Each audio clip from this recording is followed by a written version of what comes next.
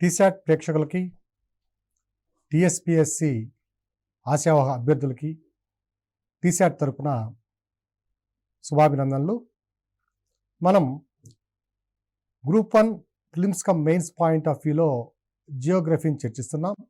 ఈ భౌగోళిక శాస్త్రంలో ప్రస్తుతం మనం భారతదేశ నదీ వ్యవస్థకు సంబంధించిన అంశాలను చర్చిస్తున్నాం.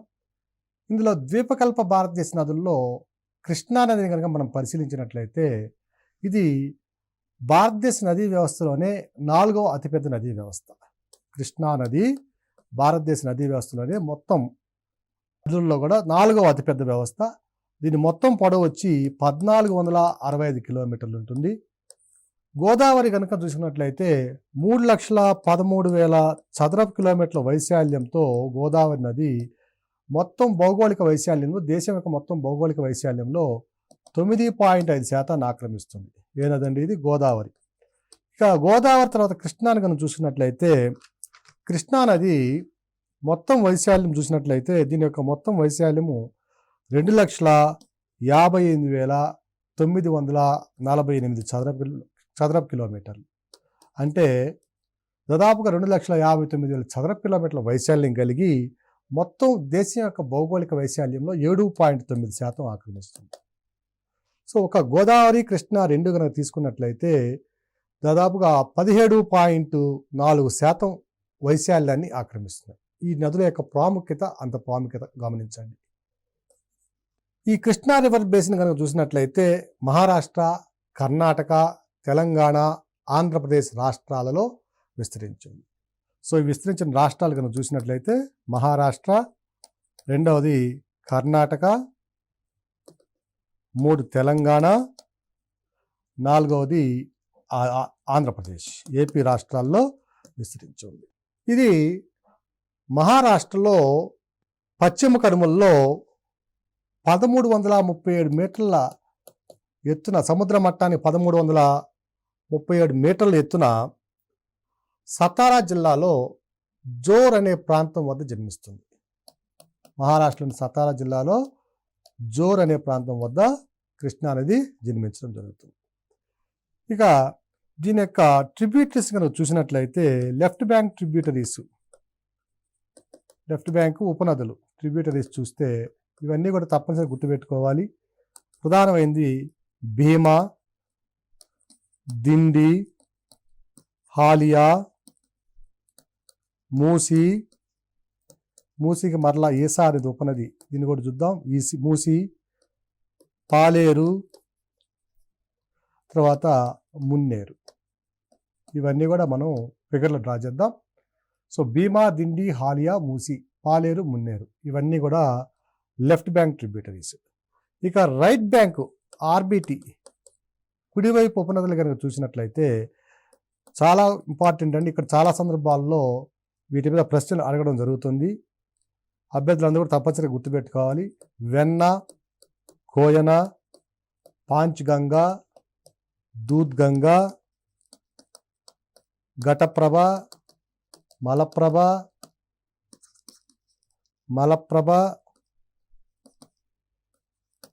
వరద అండ్ తుంగభద్ర. ఇవి ప్రధానమైనటువంటి కుడివైపు ఉపనదులు. సో రైట్ బ్యాంక్ ట్రిబ్యూటరీస్లో మనం గుర్తుపెట్టుకోవాల్సినవి కోయిన, వెన్న, పాంచ్గంగా, దూద్గంగా ఆల్రెడీ చాలా సందర్భాలలో, కోయిన కూడా అనేక సందర్భాలలో కాంపిటేటివ్ ఎగ్జామ్స్లో ఇచ్చినటువంటి బిట్స్ ఇవన్నీ కూడా. ఇక దీని యొక్క పరిధి కనుక చూసినట్లయితే భీమా కనుక మనం ముందు పరిశీలించినట్లయితే భీమా ఇది మొత్తం పొడవు వచ్చి 681 కిలోమీటర్లు. భీమా నది యొక్క పొడవు వచ్చి 681 కిలోమీటర్లు. ఇది మహారాష్ట్రలోని పూణే జిల్లాలో భీమాశంకర్ అనే ప్రాంతం వద్ద జన్మిస్తుంది. మహారాష్ట్రలో భీమాశంకర్ అనే ప్రాంతం వద్ద పూణే జిల్లాలో పశ్చిమ కనుమల్లో జన్మిస్తుంది. దీని యొక్క ప్రత్యేకత ఏమిటంటే ఇది longest tributary of river Krishna. Longest tributary అంటే అతి పొడవైనటువంటి ఉపనది. ఇక దీని మీద ఉన్నటువంటి ప్రత్యేకత ఏమిటంటే కర్ణాటకకి తెలంగాణకి మధ్య కర్ణాటకకి తెలంగాణకి మధ్య, అంటే ఆ సరిహద్దు ప్రాంతం ఎక్కడైతే ఉందో ఆ ప్రాంతం గుండా ప్రవేశించి కృష్ణానదిలో కలుస్తుంది భీమా నది. ఇక రెండవ నది చూసినట్లయితే దిండి ప్రధానమైన నది. ఇది మహబూబ్ నగర్లోని షాబాద్ గుట్టల్లో జన్మిస్తుంది. తప్పనిసరిగా గుర్తుపెట్టుకోవాలి, మహబూబ్ నగర్లోని షాబాద్ గుట్టల్లో జన్మిస్తుంది. ఇది ఏలేశ్వరం వద్ద, నల్గొండ జిల్లాలోని ఏలేశ్వరం వద్ద తెలంగాణలో కృష్ణానదితో కలుస్తుంది. మహబూబ్ నగర్లో పుట్టి తెలంగాణలోనే ఏలేశ్వరం వద్ద జన్మిస్తుంది. ఏలేశ్వరం వద్ద కృష్ణాలో కలుస్తుంది. దీని మీద ఉన్నటువంటి ప్రత్యేకత ఏమిటంటే దిండి ప్రాజెక్టు, దీన్ని 1943లోనే నిర్మించడం జరిగింది. నల్గొండలో దిండి ప్రాజెక్టు. ఇది శ్రీశైలం వెళ్ళే హైవేకి సమీపంలో ఈ దిండి ప్రాజెక్టు మనం గమనించవచ్చు. ఇంకొక ప్రత్యేకత కూడా ఉంది. దీనికి గల మరొక పేరు ఏమిటంటే దిండికి మేనాంబరం. అనేక సందర్భాల్లో చాలాసార్లు గ్రూప్ 1లో కానీ గ్రూప్ 2లో కానీ అనేక సందర్భాల్లో అడిగినటువంటి బిట్ ఇది మేనాంబరం. దీనికి గల మరొక పేరు మేనాంబరం. ఇక మరొక నదిని కనుక చూసినట్లయితే మూసీ నది. దీని మొత్తం పొడవు 240 కిలోమీటర్లు. ఇది వికారాబాద్ జిల్లాలో అనంతగిరి గుట్టల్లో జన్మిస్తుంది. అనంతగిరి గుట్టల యొక్క ప్రాముఖ్యత ఏమిటంటే దక్షిణ భారతదేశంలో కానీ ద్వీపకల్ప భారతదేశంలో కానీ అత్యధికంగా ఆయుర్వేదానికి సంబంధించినటువంటి వనమూలికలు ఎక్కువగా లభించేటువంటి ప్రాంతం అనంతగిరి గుట్టల ప్రాంతం. సో దీనికి ఉన్నటువంటి మరొక ప్రత్యేకత ఏమిటంటే ఈ మూసీ నదికి ఈసా అనే నది ఒక ఉపనది ఉంది. ఈ మూసీ నది మీద ఉస్మాన్ సాగర్ నిర్మించారు. ఉస్మాన్ సాగర్. ఈసా నది మీద హిమాయత్ సాగర్ నిర్మించడం జరిగింది. ఉస్మాన్ సాగర్ని 1925లో నిర్మిస్తే హిమాయత్ సాగర్ని 1927లో అప్పటి నిజాం నిర్మించారు దీన్ని. ఇవి అనంతగిరి గుట్టల్లో జన్మిస్తున్నాయి. తర్వాత నల్గొండ జిల్లాలో కృష్ణానదితో కలుస్తుంది. ఇక ఈ కృష్ణానది మనకు ఒక ఇంపార్టెంట్ పాయింట్ మనం చూసినట్లయితే తెలంగాణలో ఇది మహబూబ్ నగర్లో మక్తల్ మండలంలో తంగడి అనే ప్రాంతం వద్ద తెలంగాణలో ప్రవేశిస్తే తెలంగాణలో తన ప్రయాణాన్ని కొనసాగించి ఆంధ్రాలో కర్నూలు వద్ద మచ్చుమర్రి అనే ప్రాంతం వద్ద ఆంధ్రాలోకి ప్రవేశించి కృష్ణా జిల్లాలో, ఆంధ్రప్రదేశ్లోని కృష్ణా జిల్లాలో హంసల దీవి వద్ద బంగాళాఖాతంలో కలుస్తుంది. సో ఈ కృష్ణానది. తర్వాత మరొక ఉపనదిని కనుక చూసినట్లయితే మూసీ తర్వాత పాలేరు నది. ఈ పాలేరు నది ఖమ్మం జిల్లాలోని తూర్పు కనుమల్లో జన్మించి కృష్ణా జిల్లాలో జగ్గయ్యపేట వద్ద కృష్ణానదిలో కలుస్తుంది. ఈ పాలేరు నది యొక్క ప్రాముఖ్యత ఏమిటంటే దీన్ని బ్యాలెన్సింగ్ రిజర్వాయర్గా వాడుకోవడం జరుగుతుంది. Nagarjuna Sagar left bank canal నుంచి వచ్చే నీటిని ఈ పాలేరు నదిపై నిర్మించబడినటువంటి బ్యాలెన్సింగ్ రిజర్వాయర్లో స్టోర్ చేసి అక్కడి నుంచి మిగిలిన అవసరాలకి వాడుకోవడం అనేది జరుగుతుంది. ఇది పాలేరు నది. మరొక నది మున్నేరు. ఇది వచ్చి వరంగల్ జిల్లాలో పాకాల వద్ద జన్మిస్తుంది. ఇది కూడా కృష్ణా జిల్లాలో జగ్గయ్యపేటకి సమీపంలో కృష్ణానదితో కలుస్తుంది. ఇక రైట్ బ్యాంక్ ట్రిబ్యూటరీస్ కనుక మనం పరిశీలించినట్లయితే, ఆర్బిటీస్ కనుక పరిశీలించినట్లయితే, కుడివైపు ఉపనదులు పరిశీలించినట్లయితే ప్రధానంగా చెప్పుకోవాల్సినది కోయినా నది. పొడవు కేవలం 130 కిలోమీటర్లు మాత్రమే, కానీ చాలా ప్రాముఖ్యత కలిగినటువంటి నది కోయినా నది. కృష్ణా నదికి మహారాష్ట్రలో ఉన్నటువంటి అత్యంత ప్రాముఖ్యమైన ఉపనది ఏమిటంటే కోయినా నది. నది చిన్నదైనప్పటికీ దీని యొక్క ప్రత్యేకత మాత్రం చాలా ఎక్కువగా చెప్పుకోవాలి. దీని మీద 1967లో కోయినా డ్యామ్ నిర్మించడంతో ఈ నది ద్వారా మహారాష్ట్రలోని ఆ ప్రాంతం అంతా చాలా సస్యశ్యామలం కాబడింది. ఈ కోయినా డ్యామ్ కూడా దేశంలోనే 2వ అతిపెద్ద హైడ్రో ఎలక్ట్రిక్ ప్రాజెక్ట్ ఉన్నటువంటి ప్రాంతం. మొట్టమొదటిది తెహ్రీ డ్యామ్. ఇది భాగీరథిపై ఉత్తరాఖండ్లో నిర్మిస్తే దీని యొక్క తెహ్రీ డ్యామ్ యొక్క కెపాసిటీ అంటే 2400 మెగావాట్స్ అయితే, రెండవది అతిపెద్దది ఏమిటంటే కోయినా ప్రాజెక్టు ఇది 1960 మెగావాట్ల సామర్థ్యం కలిగినటువంటి డ్యామ్. 1960 మెగావాట్లు. మొదటిదేమో తెహ్రీ డ్యాము, ఇది 2400 మెగావాట్లు కలిగి ఉంటే, రెండవది కోయినా. తెహ్రీ డ్యామ్ను వచ్చి భాగీరథి మీద ఉత్తరాఖండ్లో నిర్మించడం జరిగింది. రెండవది కోయినా. మూడవది వచ్చి శ్రీశైలం డ్యామ్. ఇది కృష్ణా నదిపై శ్రీశైలం వద్ద నిర్మించబడింది. దీని యొక్క కెపాసిటీ 1670 మెగావాట్లు.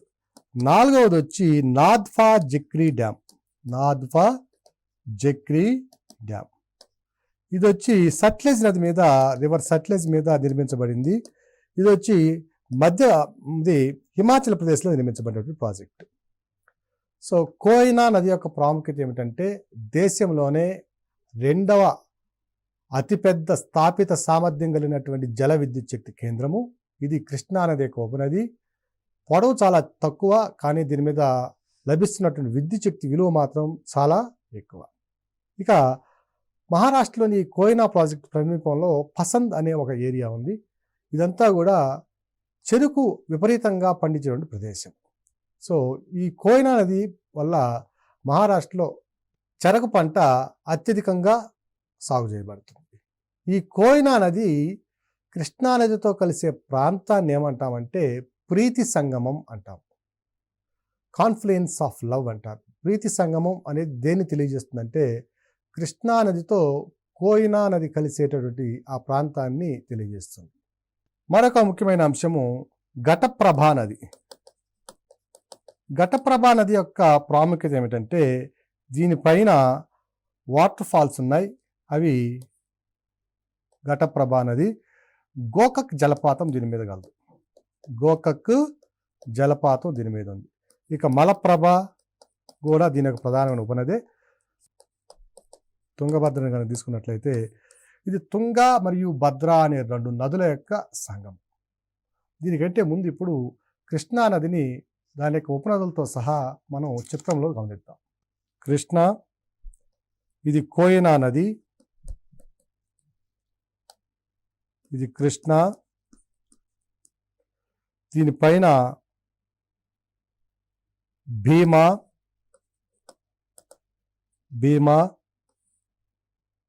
పవన, సినా, ఇది ఒక మరి చిన్న ఉపనది. ఇక్కడ దిండి, హాలియా,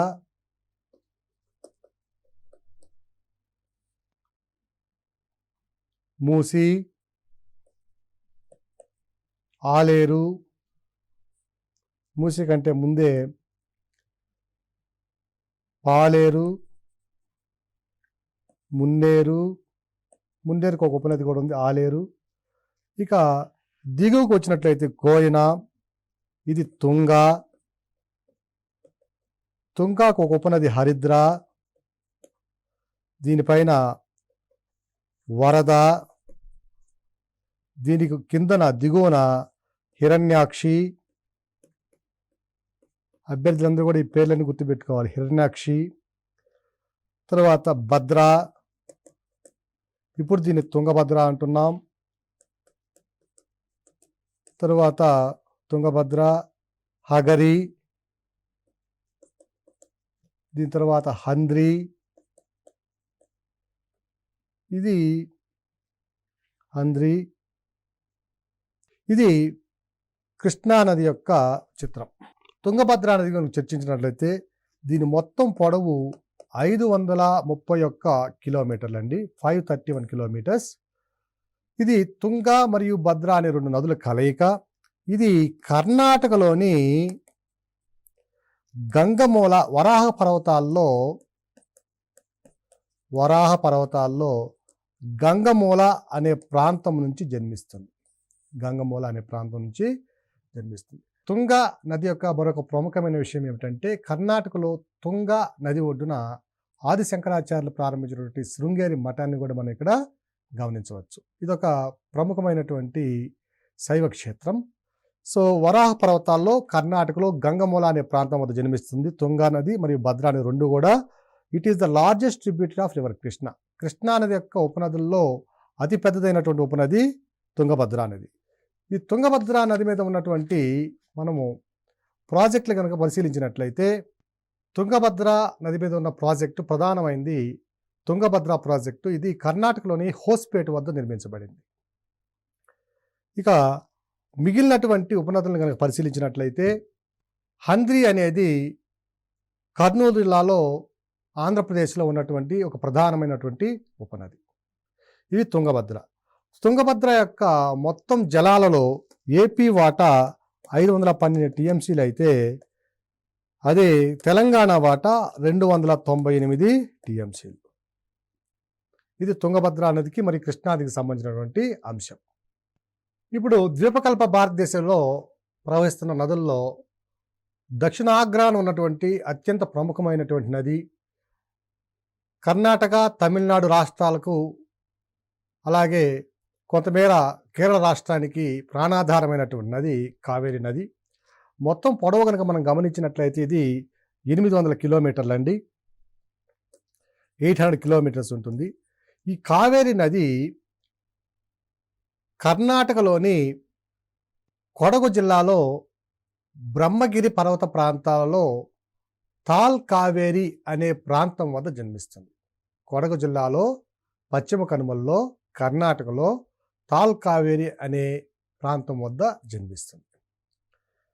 ఈ నది హరివాణం విస్తరించి ఉన్న రాష్ట్రాలను మనం పరిశీలించినట్లయితే కర్ణాటక, తమిళనాడు, కేరళ మరియు మరొక యూనియన్ టెరిటరీ పుదుచ్చేరి ఈ ప్రాంతాల్లో విస్తరించి ఉంది. దీని యొక్క ప్రత్యేకత ఏమిటంటే సౌత్ వెస్ట్ మాన్సూన్స్ మరియు నార్త్ ఈస్ట్ మాన్సూన్స్ రెండింటి నుంచి కూడా ఇది నీటిని పొందుతుంది, అంటే వర్షపాతాన్ని పొందుతుంది. ఎగువ భాగంలో ఉన్నటువంటి తమిళనాడు మరియు కర్ణాటక ప్రాంతాల్లో ఉన్నటువంటి ఎగువ భాగంలో, ఎగువ తమిళనాడు కర్ణాటక ప్రాంతాల్లో ఉన్న ఈ భాగము నైరుతి ఋతుపవనాల ద్వారా వర్షపాతాన్ని పొందితే, దిగువ భాగంలో ఉన్నటువంటి ఆర్కావతి, సువర్ణవతి, భవాని, అమరావతి, నాగావతి ఈ ఉపనదులన్నీ కూడా నార్త్ ఈస్ట్ మాన్సూన్స్ అంటే తిరోగమన ఋతుపవనాలు లేదా ఈశాన్య ఋతుపవనాల ద్వారా వర్షపాతాన్ని పొందుతున్నాయి. ఇది చాలా వివాదాస్పదమైనటువంటి నది. ప్రతి సంవత్సరం కూడా ఈ నదీ జలాలపై కర్ణాటకకి తమిళనాడుకి ఎప్పుడూ కూడా అనేక సందర్భాల్లో వివాదాలు నెలకొంటూనే ఉంటున్నాయి. దీని యొక్క ముఖ్యమైనటువంటి అంశాలను పరిశీలిస్తే ఉపనదులు కనుక చూసినట్లయితే ఎడమవైపు ఉపనదుల్లో హేమావతి, శ్రింష, ఆర్కావతి, నాగావతి అనేవి ప్రధానమైన నదులు. కుడివైపు ఉపనదులను కనుక పరిశీలించినట్లయితే హేరంగి, కబని, సువర్ణవతి, భవాని, అమరావతి, లక్ష్మణ రేఖ ఇవి ప్రధానమైనటువంటి నదులు. ఇక ఉపనదులను కనుక పరిశీలించినట్లయితే మొదటిది కబని. ఇది కేరళలోని వైనాడ్ జిల్లాలో జన్మిస్తుంది. చాలా ఇంపార్టెంట్ పాయింట్. కావేరి నదికి ఉండే ఉపనదుల్లో 2 ఉపనదులు కేరళలో తన యొక్క జన్మస్థానాన్ని కలిగి ఉన్నాయి. అందులో మొదటిది కబని వచ్చి కేరళలోని వైనాడ్ జిల్లాలో తన యొక్క ఉనికిని కలిగి ఉంది. ఇది మైసూరు జిల్లాలో కావేరి నదితో కలుస్తుంది. అలాగే కబని నది యొక్క బ్యాక్ వాటర్స్ ఉంటాయి, అంటే వెనుక నుంచి అది అరేబియా సముద్రం నుంచి వచ్చేటువంటి బ్యాక్ వాటర్స్ రావడం వల్ల ఈ కబని నది హరివాణంలో వైల్డ్ లైఫ్ అనేది చాలా రిచ్గా ఉంటుంది. ఇక్కడే నాగర్హోల్ నేషనల్ పార్క్ కూడా ఉంది. చాలాసార్లు ఇది సివిల్స్లో కూడా ఇచ్చినటువంటి ప్రశ్న. నాగర్హోల్ నేషనల్ పార్కు ఏ నదీ హరివాణంలో కలదు అంటే అది కబని నదీ హరివాణం. తర్వాత ఇది కర్ణాటకలోని కొడగు, నాగర్హోల్ నేషనల్ పార్కు కర్ణాటకలోని కొడగు మరియు మైసూర్ జిల్లాల్లో విస్తరించి ఉంది. ఇక మరొక నదిని చూసినట్టయితే భవానీ నది. ఇది పశ్చిమ కనుమల్లోని నీలగిరి కొండల్లో జన్మిస్తుంది.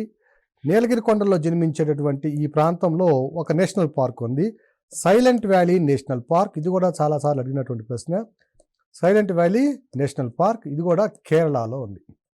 సో భవానీ నది మరియు కబని నది ఈ రెండు కూడా తమ హరివాణాన్ని కేరళలో మరియు కర్ణాటకలో కలిగి ఉన్నాయి. ఈ 2 నదులు చాలా తప్పనిసరిగా గుర్తుపెట్టుకోవాల్సినటువంటి పరిస్థితి. దీని మీద నిర్మించబడినటువంటి ప్రాజెక్ట్ని కనుక చూసినట్లయితే భవానీ సాగర్ ప్రాజెక్ట్. ఇది ఈరోడ్ జిల్లాలో ఉంది, తమిళనాడులోని ఈరోడ్ జిల్లాలో. భవానీ సాగర్ ప్రాజెక్టు తమిళనాడులోని ఈరోడ్ జిల్లాలో ఉంది. తర్వాత ఊటీ కనుక చూసినట్లయితే తమిళనాడులో ఉన్నటువంటి ప్రముఖ వేసవి విడిది కేంద్రం సమ్మర్ రిసార్టు ఊటీ కనుక చూసినట్లయితే ఇది కూడా భవానీ నది ఒడ్డున తన ఉనికిని కలిగి ఉంది. భవానీ నది ఒడ్డున ఊటీ సమ్మర్ రిసార్ట్. దీని యొక్క ఉపనదులు కనుక చూసినట్లయితే కుందా అనేది ప్రత్యేకమైన నది. ఇది కూడా తమిళనాడులో ఉన్నటువంటి నది. కుందా నది చాలా అద్భుతమైన చాలా అందమైనటువంటి నది ఇది. ఇక మిగిలిన ట్రిబ్యూటరీస్ ఉపనదులు కనుక పరిశీలించినట్లయితే ఆర్కావతి నదిని కనుక పరిశీలించినట్లయితే ఇది కర్ణాటకలోని చిక్మంగళూరు ప్రాంతంలో జన్మిస్తుంది. ఇది బెంగళూరు సిటీకి అవసరమైనటువంటి మంచినీటి వనరుల్లో దాదాపు 20% నీటిని అందిస్తుంది ఆర్కావతి నది. సో 20% నీటిని, త్రాగునీటిని బెంగళూరు సిటీకి కూడా ఈ నది అందించడం జరుగుతుంది. అమరావతి నది ఇది తమిళనాడులోని అన్నామలై కొండల్లో జన్మిస్తుంది. ఇక్కడ ఉన్నటువంటి ప్రధానమైన పార్కు చూసినట్లయితే Indira Gandhi wild life sanctuary WLS Amaravati నదీ హరివాణలో ఉంది. ఇది తమిళనాడులోని అన్నామలై కొండల్లో జన్మిస్తుంది. చాలా ఇంపార్టెంట్ పాయింట్. అమరావతి నది కావేరీ నది యొక్క ఉపనది ఏ కొండల నడుమ ప్రయాణిస్తుంది అన్నప్పుడు ఇది అన్నామలై కొండలు మరియు పళని కొండల మధ్య తన ప్రయాణాన్ని చాలా దూరం కొనసాగిస్తుంది. ఇక మరొక నది కనుక చూసినట్లయితే సువర్ణవతి నది. దీనికి గల మరొక పేరు హొన్నహోలు రివర్. ఈ హొన్నహోలు అనేది ఇప్పటి వరకు ఇవ్వలేదండి. ఇవ్వడానికి ఉన్నటువంటి అంశం కాబట్టి తప్పనిసరిగా మనం గుర్తుంచుకోవాలి. సువర్ణవతి నదికి గల మరొక పేరు ఏమిటి అంటే హొన్నహోలు నది. తర్వాత ఇంకొక నది ఉంది, నోయల్ నది. ఇది కూడా కోయంబత్తూరు దగ్గర పశ్చిమ కనుమల్లో జన్మించి సమీపంలోనే కావేరీ నదిలో కలుస్తుంది నోయల్ నది. ఈ నోయల్ నది యొక్క ప్రత్యేకత ఏమిటంటే అత్యంత ప్రమాదకరమైన విష పదార్థాలు కలిగిన నది. కోయంబత్తూరులో ఉన్నటువంటి ఆటోమొబైల్ పరిశ్రమలో వచ్చిన వ్యర్థాలన్నీ కూడా దీంట్లో డంప్ చేయడం వల్ల కావేరీ నది తీవ్రమైనటువంటి కాలుష్యానికి గురవుతుంది. ఇక్కడ నోయల్ నది ఏ ప్రాంతాల గుండా ప్రయాణిస్తుందంటే కోయంబత్తూరు, తిరుపూరు, ఈరోడ్. ఈ 3 సిటీలు కూడా పారిశ్రామిక నగరాలు కాబట్టి ఫలితంగా నోయల్ నది అత్యంత విషపూరితమైనటువంటి లేదా కాలుష్యకారకమైనటువంటి నదిగా రూపాంతరం చెందింది. కావేరీ నది జలాల పంపుదల మనం కనుక పరిశీలించినట్లయితే ఏ రాష్ట్రాలు ఎంతెంత పంచుకుంటున్నాయి అనే విషయాన్ని కనుక మనం పరిశీలించినట్లయితే 2007లో కావేరీ ట్రిబ్యునల్ అవార్డు ప్రకారము అత్యధిక జలవాటాలు పొందుతున్న రాష్ట్రము తమిళనాడు 419 టీఎంసీలను పొందుతుంటే కర్ణాటక 270 టీఎంసీలని, కేరళ 30 టీఎంసీలని, పుదుచ్చేరి 7 టీఎంసీలని పొందుతున్నాయి. 7 టీఎంసీలని పొందుతున్నాయి. ఇది అత్యంత వివాదాస్పదమైన నది. ప్రతి సంవత్సరం కూడా ఈ నది మీద ఏదో ఒక సందర్భంలో తమిళనాడుకి మరియు కర్ణాటకకి మధ్య వివాదాలు కొనసాగుతూనే ఉంటాయి. కావేరీ నది మీద ఉన్నటువంటి ప్రాజెక్టులు కనుక మనం పరిశీలించినట్లయితే మొట్టమొదటిది కృష్ణరాజసాగర ప్రాజెక్టు. కృష్ణరాజసాగర ప్రాజెక్టు ఇది 1938లో నిర్మించడం జరిగింది. ఇది కర్ణాటకలోని మాండ్యా జిల్లాలో నిర్మించబడింది. ఇది డ్రింకింగ్ వాటర్ బెంగళూరుకు కూడా ఇది నీటిని సమకూరుస్తుంది. బెంగళూరుకి తాగునీటిని సమర్పిస్తుంది, అంటే సప్లై చేస్తుంది. ఇక మరో ప్రాజెక్ట్ చూసినట్లయితే అప్పర్ ఆనికట్టు ఇది తమిళనాడులో ఉన్నటువంటి ప్రాజెక్టు. తమిళనాడులో మరొక ప్రాజెక్టును చూసినట్లయితే అమరావతి డ్యాము ఇది కూడా తమిళనాడులో ఉన్నటువంటి ప్రాంతము. ఇక్కడ ఇందిరాగాంధీ వైల్డ్ లైఫ్ శాంక్చురీ ఉన్నటువంటి సందర్భాన్ని మనం ఇంతకుముందు చూస్తున్నాం. తర్వాత మెట్టూరు డ్యామ్ ఇది కూడా చారిత్రకంగా చాలా ప్రాముఖ్యత కలిగినటువంటిది. ఇది సేలం డిస్టిక్లో తమిళనాడులోని సేలం జిల్లాలో నిర్మించబడింది Mettur dam on river Kaveri. మరొక ప్రాజెక్ట్ చూసినట్లయితే కబని డ్యాము ఇది మైసూరు సమీపంలో నిర్మించబడినటువంటి ప్రాజెక్ట్ కబని డ్యాము. ఇంకొక ప్రాజెక్ట్ చూసినట్టయితే Kallanai dam on river Kaveri. ఇది తంజావూరు ప్రాంతంలో నిర్మించబడినటువంటి ప్రాజెక్టు. ఇక కబని డ్యామ్ కల్లనీ డ్యామ్ తర్వాత కావేరి నది నాగర్హోల్కు సమీపంలో బంగాళాఖాతంలో ఇది తన ప్రస్థానాన్ని ముగిస్తుంది. ఇది పురాతనమైనటువంటి ఒక వర్తక వాణిజ్య కేంద్రమైనటువంటి పూంపుహార్ లేదా పూంపట్టణం అనే ప్రాంతం వద్ద నాగర్కోయిల్ సమీపంలో ఇది తన ప్రయాణాన్ని బంగాళాఖాతంలో ముగుస్తుంది. దీని మీద ఉన్నటువంటి మరొక ఇంపార్టెంట్ పాయింట్ చూసినట్లయితే దీని మీద ఉన్నటువంటి జలపాతము శివసముద్రం జలపాతం. ఈ శివసముద్రం జలపాతం మీద మొట్టమొదటిసారిగా భారతదేశంలో 1902లో మొట్టమొదటి జల విద్యుత్ శక్తి కేంద్రాన్ని, మోడల్ జల విద్యుత్ శక్తి కేంద్రాన్ని నిర్మించడం జరిగింది. ఈ శివసముద్రం జలపాతము ఎగ్జాక్ట్గా తమిళనాడుకి మరియు కర్ణాటకకి మధ్య ఉన్నటువంటి సరిహద్దు ప్రాంతంలో ఉంటుంది. జలపాతం ప్రారంభమయ్యేదేమో కర్ణాటకలో, అది పడేదేమో తమిళనాడులో. సో దీని యొక్క ప్రత్యేకత, శివసముద్రం ఏ జలపాతము 2 రాష్ట్రాల సరిహద్దు మీద గలదు అన్నప్పుడు శివసముద్రం జలపాతము కర్ణాటకలో కావేరి నది మీద ఉంది. కర్ణాటకకి తమిళనాడుకి మధ్య ఉన్నటువంటి బోర్డర్ మీద ఈ జలపాతాన్ని మనం గమనించవచ్చు.